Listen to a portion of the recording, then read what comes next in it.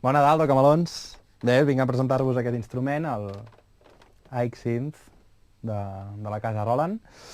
És un teclat d'aquests, com podeu veure, dels que no necessita suport. És un follon de cables. Tornem a fer això. És un follon de cables. Que bueno, la majoria no fan falta perquè... No necessita suport perquè s'aguanta pels cables. S'aguanta pels cables. Però de fet, aquest és un cable MIDI que no cal fer-lo servir. Aquest és un cable de corrent que va amb piles. I aquests dos són els del sol, els que realment interessen. Per tant, veus, ara n'hi ha menys. Després, aquest teclat té l'avantatge de la mobilitat, la posada en escena. Si us interessa tenir un bon espectacle a l'hora de tocar, és un teclat molt interessant. Per parts, té la zona del teclat, la zona del piano. Aquesta zona no cal explicar com funciona perquè són les tecles, són les notes. Tens aquí una pantalleta que et diu el número del so que estàs tocant. Aquí tens totes les llibreries de sons, de sintetitzadors, baixos, guitarres elèctriques, estan bastant bé les guitarres. Alguns pads. Estan bastant bé els sons. Alguns òrgans, aquests. Uns pianos. És un teclat per això que està pensat sobretot de cara al solo. Això es nota de cara al so, perquè si us fixeu, té unes reverbs molt bèsties. Li donen molt de cos, molta presència. I com es treuen?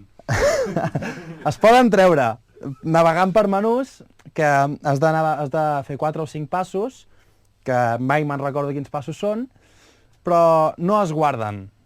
Això vol dir que cada cop que vulguis canviar de so i que apaguis i engeguis el teclat, hauràs de tornar a fer el procediment. És un follon.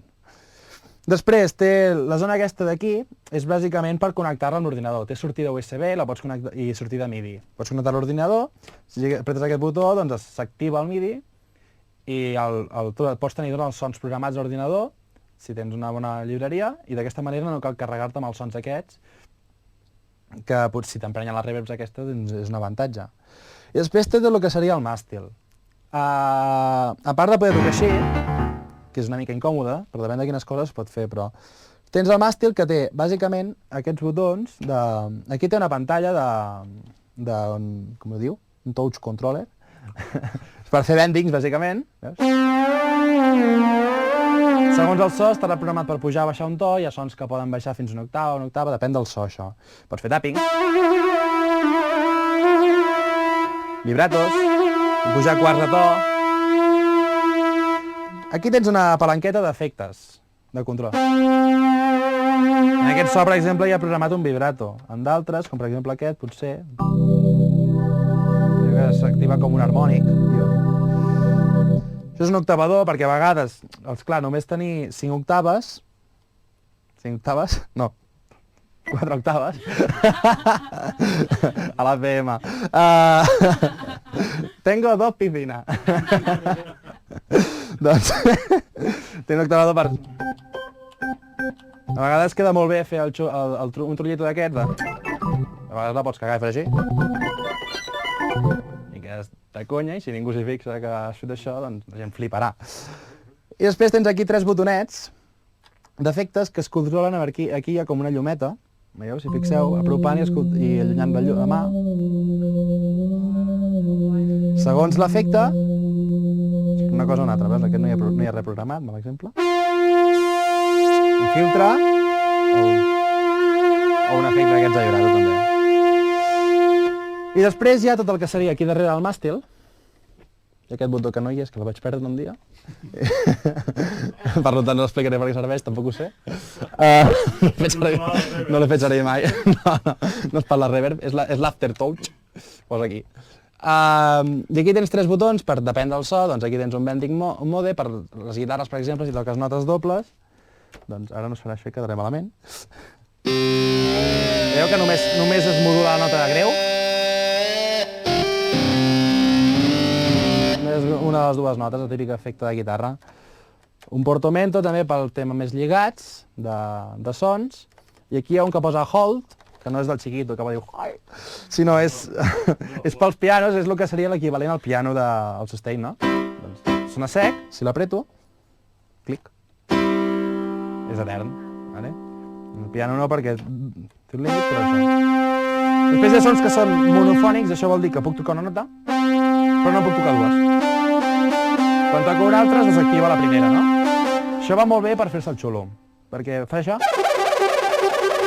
i sembla que estiguis tocant superràpid i estàs tocant fatal, l'únic que fa és fer sonar l'última nota que has tocat, perquè si això mateix ho faig amb un piano, veieu que no sona tan bé. En canvi, i va molt bé per fer solos.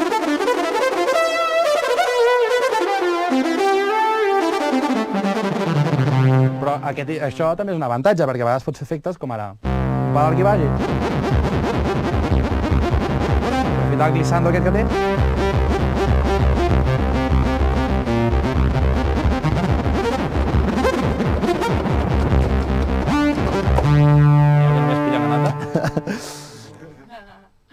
Va amb 8 piles, és un inconvenient, té 8 piles, no va amb bateria. Un consell per al senyor Roland és fiqui una bateria d'aquestes que dura 50 hores. En Joan Roland. En Joan Roland de tota la vida.